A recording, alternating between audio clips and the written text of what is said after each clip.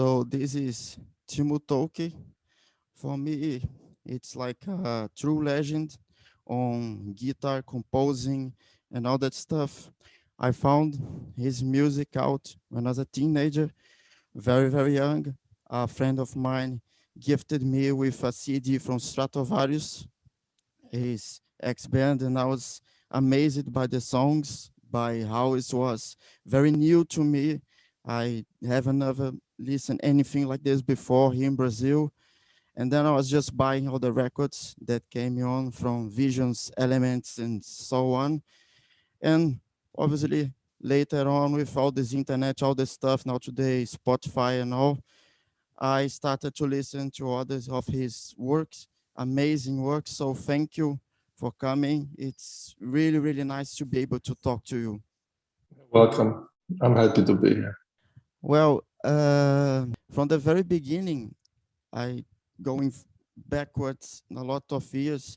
I would really like to know, how did you started playing guitar? How was your interest in for music that made you travel so long in music?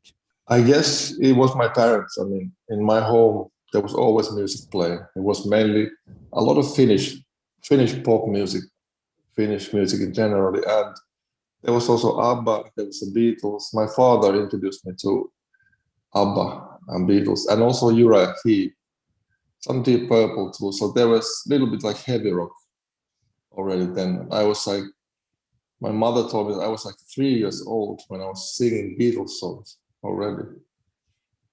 Yeah, and then when I was 5 years old, that's when I saw guitar for the first time. My cousin had this, and I remember this very clearly. But I watched it and I touched it and I played a little bit of the strings and I memorized the notes of din din din din din. Somehow got stuck in my head because then when I was 7, I got a guitar as a Christmas present, like a nylon string guitar, and I could tune that by ear. I remember since 2 years, somehow I remember those notes. So that's how it started. And then I went to some lessons. I took some lessons in the school, and that's how it started. But this is shocking and amazing. You're so young and you could memorize this stuff. Yeah, I don't Like, know. like I this is really very don't know hard. how. I still struggle Mm. to tone the guitar. I think mostly Mm. because I got very dependent on technology, like you pick up a turn, you pick up Yeah, something. But this is a whole new level of skill, very hard to see such stuff. yeah. I just remember that, like din din din din din din. You know, those 6 notes. Amazing. Yeah, I don't know how it happened, but I still remember them.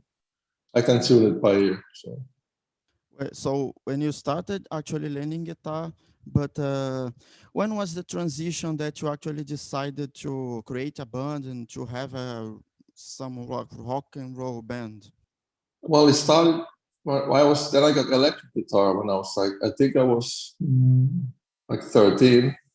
So then I heard Smoke on the Water on the radio.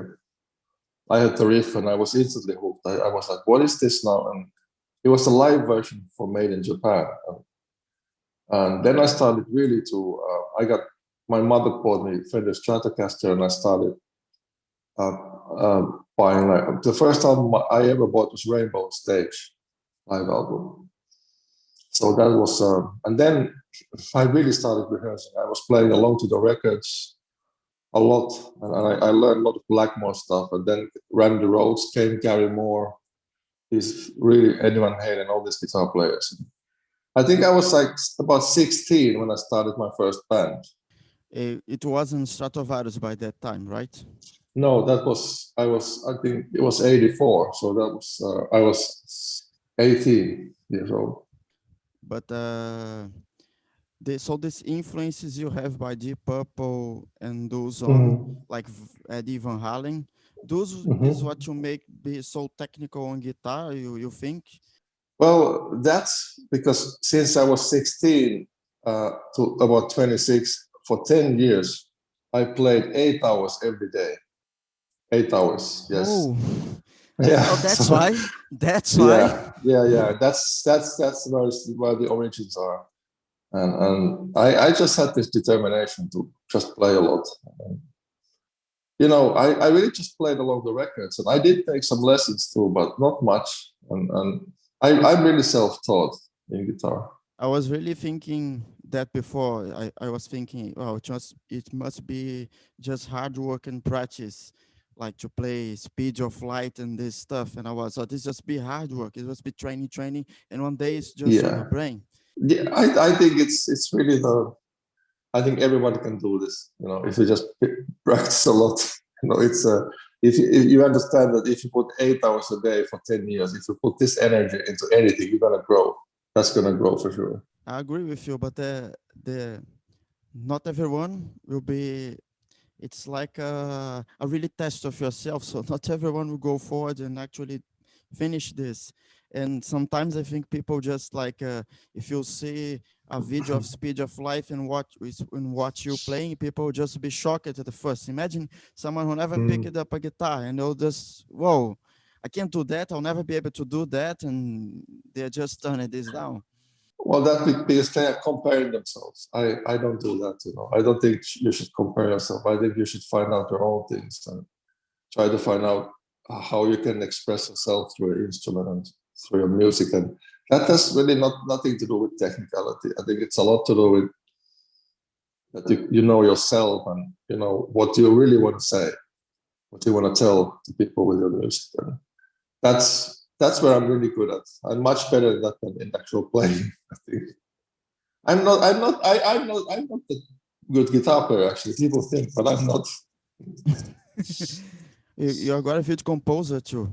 You got a very impacting Thank songs. you. Yeah, in this I'm really better in composing. About the Stratovarius band thing. When this actually started? Do you remember how it started? The year? Yes, the band was actually started 82, so I was not in the original lineup. This has to be said. The drummer Lassila called me when it was 84, and the guitar player didn't want to do a gig. And then I learned the songs in 2 days from a C cassette. We had cassette tapes those days. And the music was really weird. It was different. It was like Black Sabbath kind of a heavy rock with some weird guitar solos, and the drummer was singing at that time.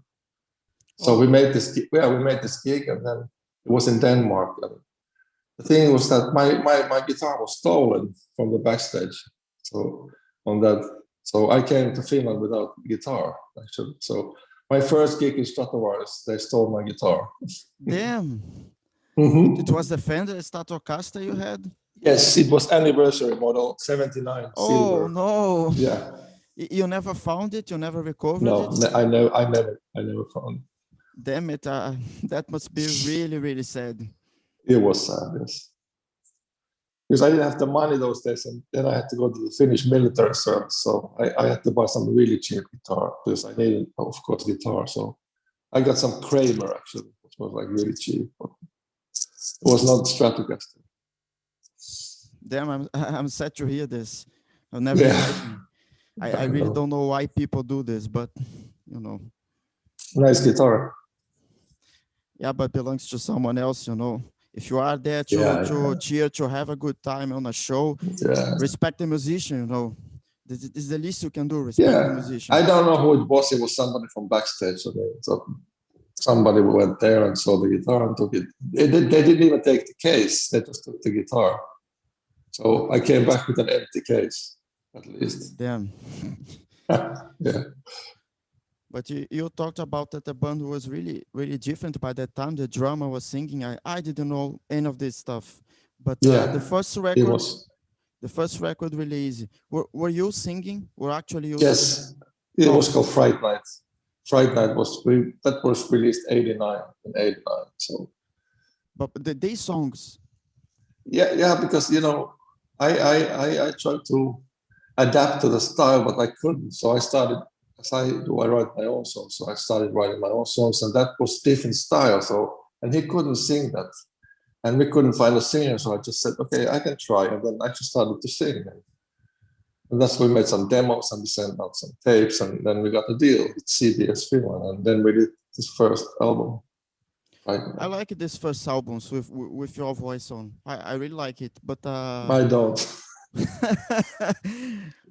I think I it don't. might be some kind of fun thing when you are so much fan of a band, you find this old stuff or this very little known stuff, and you whoa, what did I just found? I understand. I just remember that we did it in 4 days, so the whole record. So these songs on that first record, none of them were from the previous lineup. Was just no. It's all my songs, all new songs. Most of the Stratovarius songs are yours, right? Most. I think it's about. I think it's like 97% mine. By that time when you were releasing this album, do you ever give a thought that you're actually creating something a bit of a new? Because here in Brazil, we used to call this either power metal or melodic metal. I first heard as melodic metal, and I knew nothing of this. This is why it caught me on the first time. Do you have that in mind? Well, I never thought about any style when I was composing. I really didn't know. I liked certain bands. I come from, Ozzy, Iron Maiden, Black Sabbath, and then classical music. And that's where my roots. I'm Finnish music, so the melodies are sometimes really Finnish. And I never really thought about any style, actually, ever. I still don't, when I write songs, I don't know. I have no reason to categorize. I know some people need this, but if there has to be set, I would rather hear it to be called melodic metal than power metal, because Stratovarius is much more than power metal. It's way beyond this, I think. Yeah, I don't go much into the subgenre thing, each band. I just think it's heavy metal and that stuff. And I think you do the same by composing. You just compose a music. If it's good, it's good. It doesn't matter the genre. Yeah, I have to please myself in the songs. That's what I mean. That has to be there. Ultimately, I don't write to the fans at all, or not to the critics at all, but not even to fans. I write music to myself because I have to. I have to express myself in music. That's what I do. I'm an artist, and that's what I do. That's why the music's so good. I think you are doing the right thing. Yeah, I so. Can you tell me when did exactly? I think when you were releasing the first album, you already had Jens Johansson on the keyboard. Jens came in. I think he came much later. He came like 10 years later. He came in 95. 95. So yeah. So no, not 10 years. Like Kotipelto came also. Kotipelto came 1 year earlier. He came in 94 for the Fourth Dimension album. Did you had a keyboard before Jens? There was a guy called Antti Ikonen. He was more like a really good guy with sounds and stuff. He didn't play any solos at all. Do you think that was I don't know exactly the true word about this, but do you think that when you had this lineup with Kotipelto, Jens Johansson, you had more like what would be greatest times on the band? Yeah, we just knew it when we were in the studio doing episode. Everybody felt it, that it was there. It was magical, actually. It really worked well, and it was easy. It was really easy. Every time we did an album, it was so easy. The songs just came, and the production was there, and the money was there, and the tours were there. So I think it was really classical, magical time, with that lineup. You actually came to Brazil a few times before that era. Did you like Brazil? Yeah. Oh yeah, I mean, we came. It was '97 with Visions. We came for the first time. I still remember in Recife, and this fancy hotel, and there was a festival at the beach. But when we arrived, there was no stage. The guys were still building the stage, and we were like, okay. And Andre Matos was there, and we said, okay. This like 7-hour delay. I said, it's nothing. It's Brazil. So Andre said, and then we went to swim, and I remember it was so warm, the water, And then we come back to the shore and we see the signs, sharks don't swim. I started swimming. I was like, oh, thanks for telling us. And then we ended up, we were supposed to go live like 11 in the evening, and we ended up going like 4 in the morning. And I was playing Will the Sunrise, and the sun was actually rising in the Pacific Ocean. I saw it. So that was one of the greatest moments of my career. You know? Oh, cool. Well, some beaches in Recife you can Oh, swim yeah, because of sharks. The sign is because of yeah. sharks. Yeah, exactly. We learned that It's dangerous. very quickly. Yes, nobody told us. We Finnish guys from, you would go to swim. And, okay. Well, at least you had a good time. Yeah, we had a really good time. Really, really good time. Talking about this technical stuff in this let's stay for Stratovarius a while. When you're talking about technical stuff, you used to compose the guitars, and so how about the thing with the keyboard and the guitar? For an instance, Black Diamond, where you two are very synchronized to get into a melody. Yeah. Sometimes I wrote the keyboards myself. I mean, Black Diamond is my riff. I wrote the keyboard thing. It's my thing. But with Jens Johansson, I never really had, of course, any problems. That's the best. So in generally, when I compose songs, I make like an initial demo with drum machine, and not these days because you have software and stuff. It's very, I really do everything, even the tone fills, the drums and stuff, and patterns with kick drums and stuff. So I'm very aware of this, how I want it to sound. And then I just I sing some melody there too. And then normally with Stratovarius, I gave the guys a demo tape to rehearse the songs. And that's when, then we did the band demo, and then we went to the studio. So, but with Jens, I mean, most all the solos are, of course, his. I can't play like that. Nobody can. So, yeah. You made the riffs and he made the solos. Yeah, he made some riffs too. I mean, I mean, Black Diamond is maybe the most known that I did with this harpsichord. Because I play keyboards too. So basically, you would create the songs and you would take to them, like you would take the lyrics to Coach Pelton, you tell him how it would sound, or you would have this demo tape? Yeah, I mean, they listen to the demo tape, and then we make a band demo and sort of try out different things. But I mean, I wrote a lot of lyrics too, and Timo wrote, I don't know how, maybe 30% of the lyrics he wrote in Stratovarius. Sometimes I just I said, can you please write the lyrics for this? And every time it was my song title, because like Father Time is his lyric, but it's my song title. And I always start writing songs with the title first. I come up with the title. That's how I start writing songs. So what's up with the title for Speed of Light? You were just playing fast and thought they would go together? Yeah, I mean, it's obvious when you hear the energy of the song and music. I mean, it's a certain kind of a song. So, I mean, of course, again, I had this title, Speed of Light. That's the first thing, and then the riff came.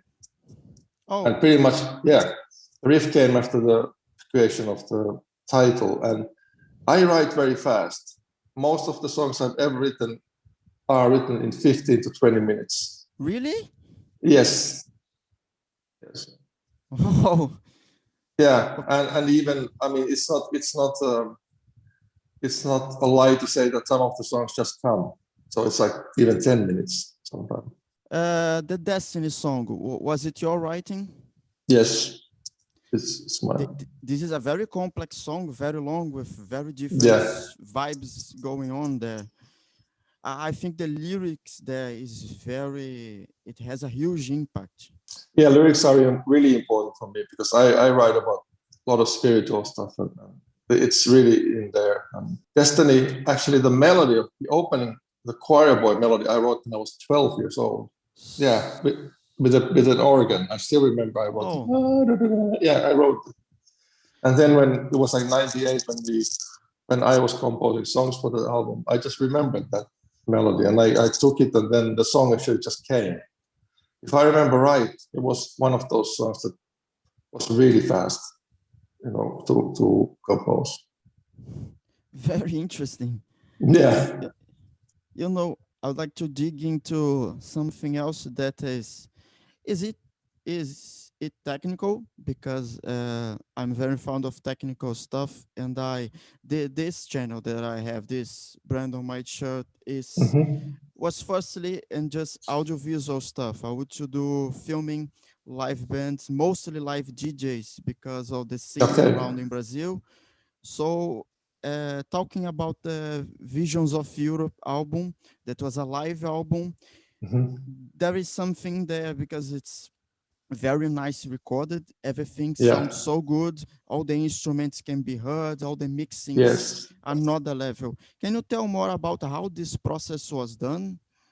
Well, at that point, we were like a really well-oiled machine because we did like 2 world tours, and you're really together when you play like 100 gigs. And that was done in Athens and Milano. I think in Milano was forever and seasonal change, but everything else is in Athens. And it was just we had just some crappy analog disc, and we recorded with, I think, Fostex 16 tracks. It's really no ADAX. It was ADAX, and it's all live. And the thing is that I had like 14 beers before the show, so I was super drunk the whole show. I'm totally wasted, totally wasted. And not, if there's no mistakes, I'm like, really, okay, I can do this. But sometimes, because you're on tour, you live in a bus like 5 weeks, there's nothing to do. And it easily goes to the drinking, especially in the early days. So, and we had a lot of fun. So I remember that there was 14 beers. And it's a really cool show. And later we mixed it in Finbox in Helsinki here. I'm in Helsinki now. So. So it was like you put on like professional microphones in every stuff, like for the crowd, for the instruments. Yeah. Well, the crowd, we had like room mics. We had like mics in the hall. It was like 2,000 people. So you can hear the Greeks really screaming loud. Yeah, did the record. Yeah, it was the same mics for the live show. I mean, it went to the PA. So whatever they had there, normal mics, nothing fancy. Oh, and then you just the post mix in there just to adjust stuff and put Yes. everyone together. It was mixed in the very same way that all the records, in the same studio, the same desk. I still struggle today. Well, I lack equipment for. I have much more cameras than I should have microphones to actually I like record. cameras too. Yeah, video is the thing, but I'm really passionate into audio, and I know how you need to have this specific microphone for a guitar, for the PA, for the bass, and this is something I Every, still struggle. I hope to get better when pandemic is truly over. everybody has their preferences, but of course we learned a lot of things when we started recording. And with episode, we sort of created what they call power metal sound because everybody wanted to have the sound of episode, with drums and guitars and vocals. And we were very aware of technology, which works, what doesn't. And then of course we copied that in the next records. We kept the same team. And talking about the episode, the album, and others, how did it work to make the video clips, the album covers? The album covers are really nice stuff, like the Infinity. Mm. The Infinity album cover is something else. How was the process? You had an artist. How was this? Well, Infinity is my design. I mean, not what you see in the cover. That's Derek Riggs who did Iron Maiden covers. But I was reading a lot of philosophy and like self-help books and stuff like that. And then I just had this idea because it was album number 8. And I had the song Infinity, and I thought that's Infinity sign, but I just took it like number 8. And then I had this idea of dolphins sort of representing human beings and 2 sides, like spiritual side and the material world. And then when you die, you go back, and when you're born, you go back. So, and then it's a Hong Kong Bay. That's the city is Hong Kong in that cover. So. And the video clips, you had the idea, or did the company doing it had brought the idea? Sometimes, I mean, I had my idea. How did I lost my idea? I had this idea that we should play underwater, but we couldn't do that. So then there was this idea to have this pool of like this much water. And the drummer was soaked with water, and we all were very wet in the beginning. It was like 8 hours in water. It was creative idea. SOS was pretty much like based on the lyrics of the song, kind of religious theme, and Eagle Heart was just some fancy graphics there. Black Diamond is really just a collection from the studio. Yeah, Black Diamond is just like some sections of studios playing. That's the actual studio where we recorded in Phoenix, always in that particular room. All the records. After Stratovarius, you came in with other projects of yours. One of them was Revolution Renaissance.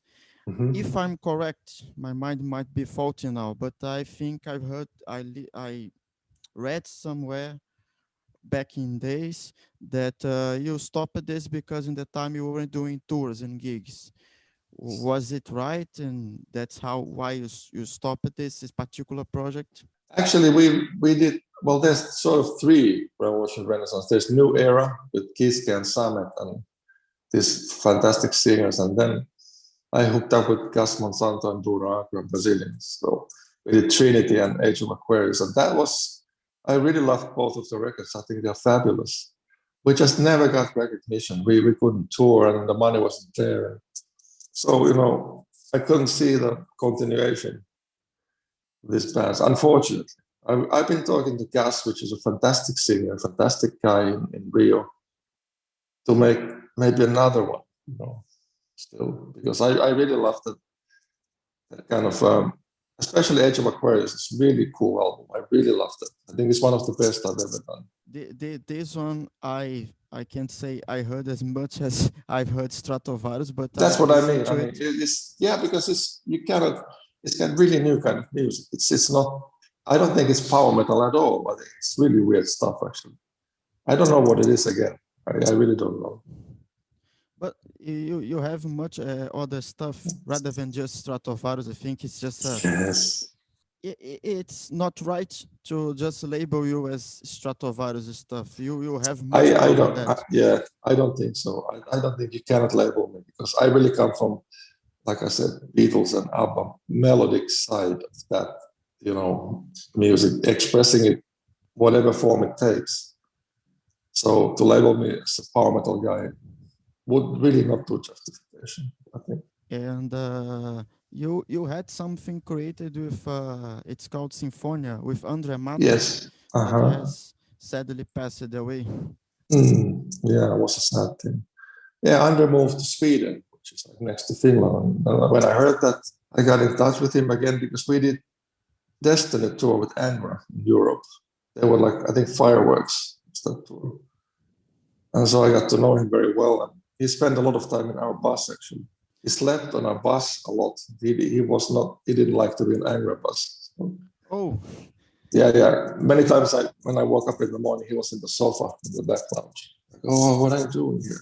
I could feel this separation, at that point, clearly. Yeah. So, in the end, they scattered, and he got his own band later. He was like an amazing guy. I mean, he was so knowledgeable of everything in music as well. But he could be so difficult sometimes, so difficult. I mean, many times he told me like, Timo, what is your problem? I never said it's you, but maybe I should have said. Well, I think he is a very good composer too. He has some very nice stuff he does on the piano, and obviously his voice. Lovely guy. I mean, we did this in Paradiso album, and we did it in Sweden. We were in this cabin, top of a mountain, with I think there was not even internet somehow, and on and off. And he comes to the studio without any lyrics. It's not even a studio; it's just a cabin with mic. I put out my microphones and my laptop and stuff.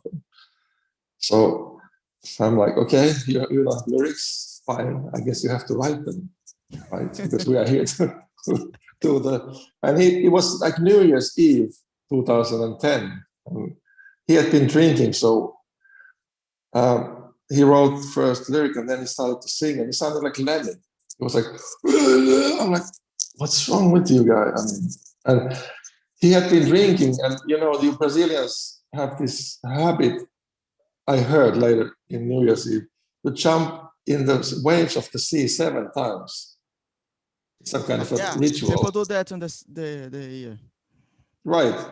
So he did it, but it was icy water. So he got sick and he got hangover and he got sick. So next thing we had to go to a doctor to get a cortisone shot for his throat.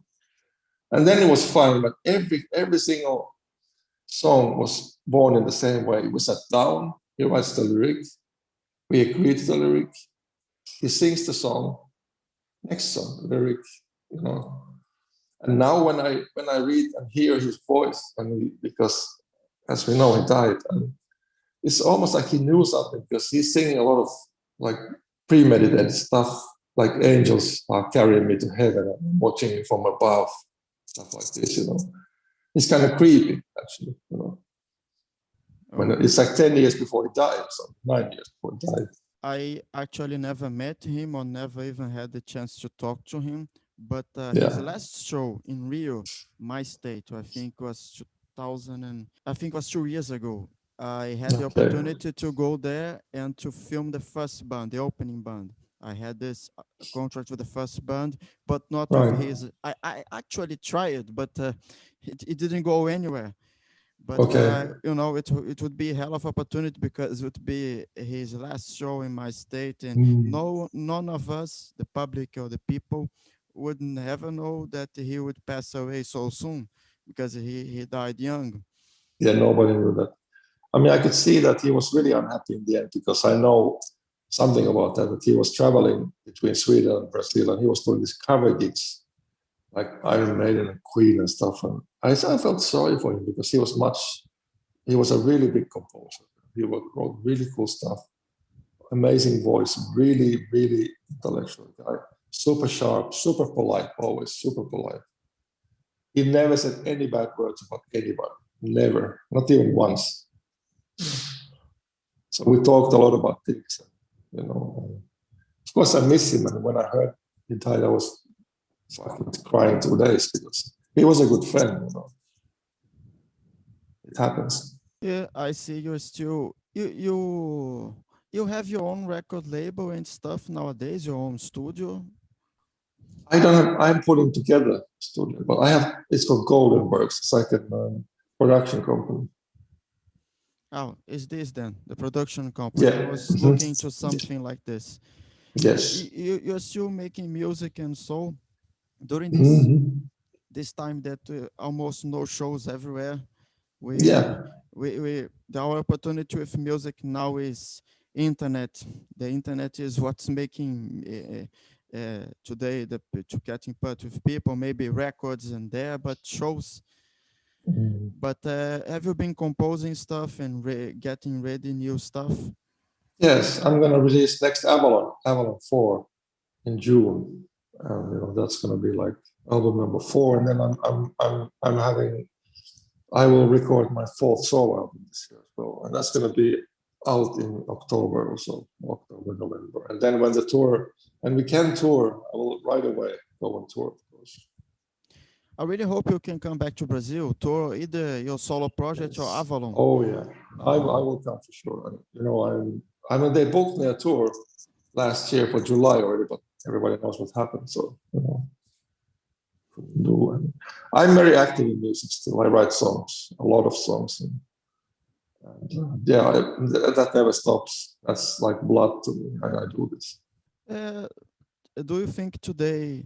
Uh, I mean, I really don't buy records myself today, but I try to listen only on official stuff for the band because I know might be not the best, but it will still be what helps the band nowadays, especially when Oh you have no yes, shows.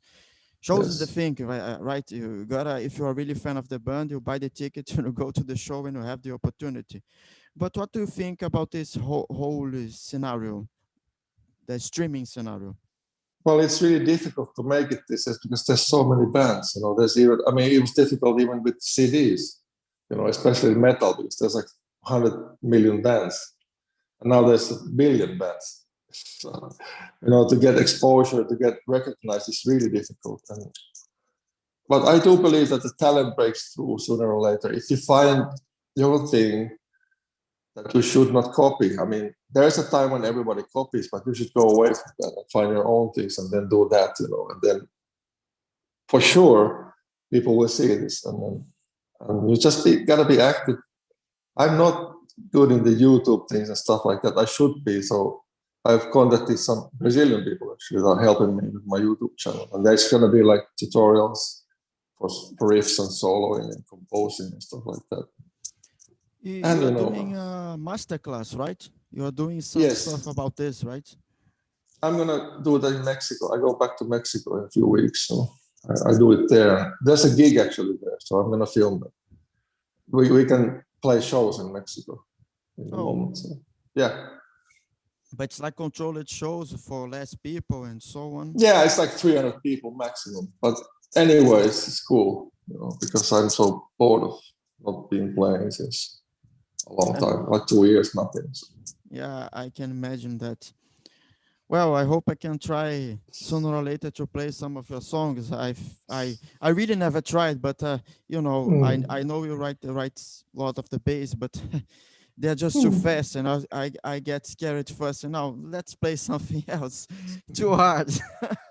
Well, you gotta find your own things, I mean, composing your own songs, and you have a nice studio there, so you have all the stuff. So all you need is a talent to break out, Yeah, sometimes I write some stuff, but I'm a very novice to amateur music, and I take other stuff at the same time, so I really don't get into this professional level. But yes, I really love music. I love playing bass. I love listening to music.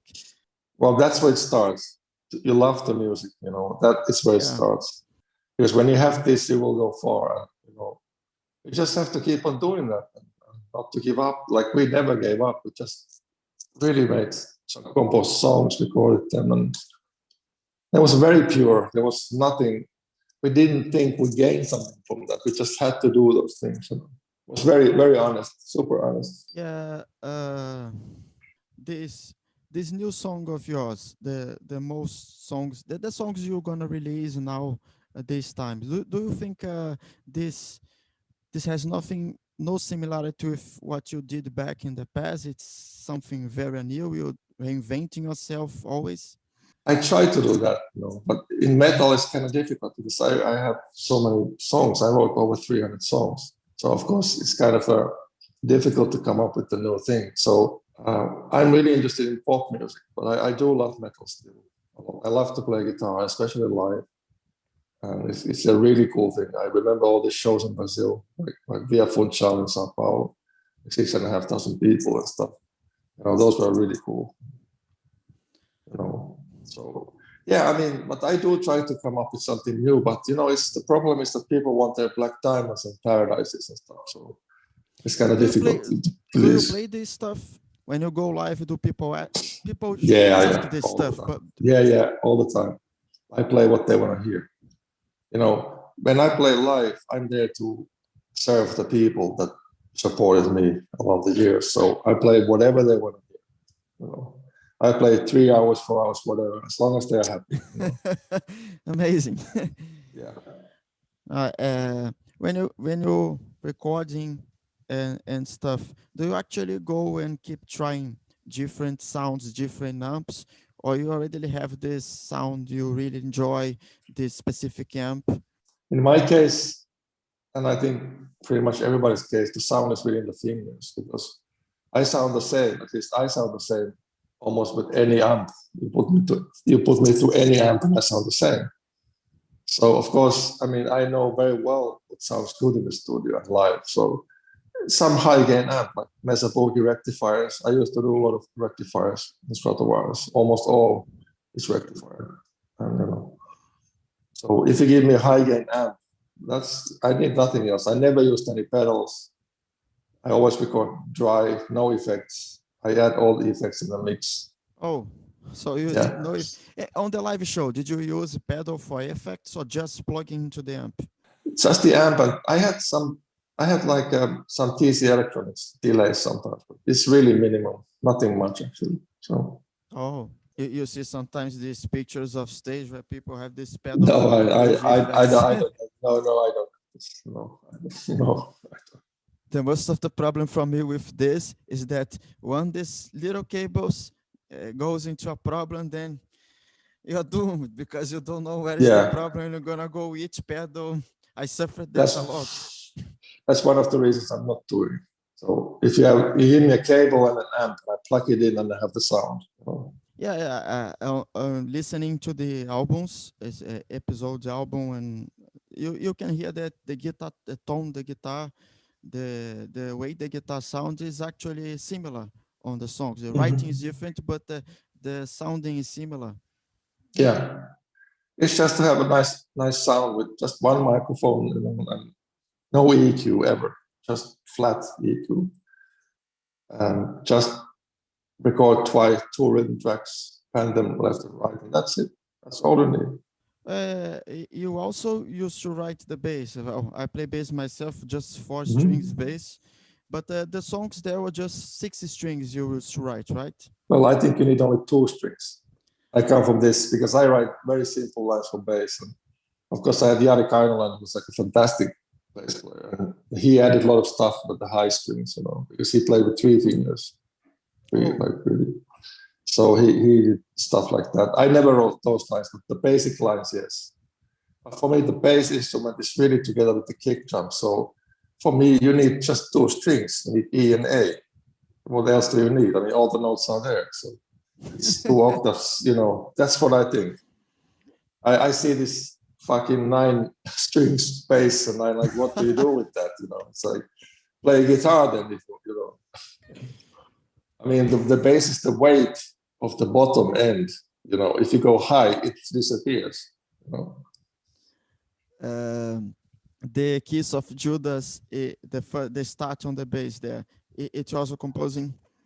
Yeah, it's mine. Yeah, I really like this very Da, first da, da, da. Yeah, part. yeah, yeah. Yeah, that the bass came in very heavy bass. Yeah, yeah. We always had this distorted bass. You know, we put like some, I think, Boss overdrive, and then it's like Mesa Boogie. Oh, Ambec. I think most of the time he used Ambec. So you got like this crunchy sound, you know, really nice bottom end. Funny you mentioned that. I really love this distortion stuff. I don't know if you can hear the. Yeah, it's really what serves your music. You know, we found that this distorted thing with kick drum is really supporting the low end a lot, and distinguish it's away from the guitars. So it's very different sound, although it's distorted, but it's nothing like the guitar. So we build it Yeah, up, and you know, we build the mix, and you know, it was everything has a place in Stratovarius sound space. You know. it's like it's just drive. It's not very distorted like distortion, wow, and stuff. So the guitar, Yeah, the bass and the bass would have another on the frequencies, right? exactly. Yeah, it's really important to find out the frequencies that doesn't compete. So you got to find a lot of frequency for vocals is in the center. And you learn these things because I've been doing productions like 25 years. So I really know this stuff a lot. I can imagine. Well, I think I got into a lot of stuff that I didn't knew, the tech stuff. I really Yeah. thank you a lot for You're talking to welcome, me. Marcus. I I didn't know this was possible. I was trying this, and I was like, I didn't know what would be the outcome if it would actually answer me, if we would actually get into this, Yeah. you know. And I listened so much to the album. I actually missed the show when you came in with this formation, Cote Pelton, Jens Johansson, Yeah, yeah. because I was too young to go. I couldn't go because I was too young to go. That was a major problem. Oh, yeah. If I was older, would be no problem. I knew it would be a hell of a show, but I just couldn't that by the Yeah. time. But indeed, it was your songs. I've been listening to them for a lot of time, and even when Cool. I give like this stop of hearing, when I came back hearing, I immediately get into it because I was, oh, this is amazing. Now I remember why I listened to this so much. Mm. So thank you for the Yeah, music. you're very welcome. I hope I can share your stuff. I know my channel isn't the biggest, it's just there growing. Mostly people go there to watch the videos I did from parties Yeah, and shows. This stuff I'm talking to people is still growing, but I hope I can share your music, I can share your new sure. music. Thank you.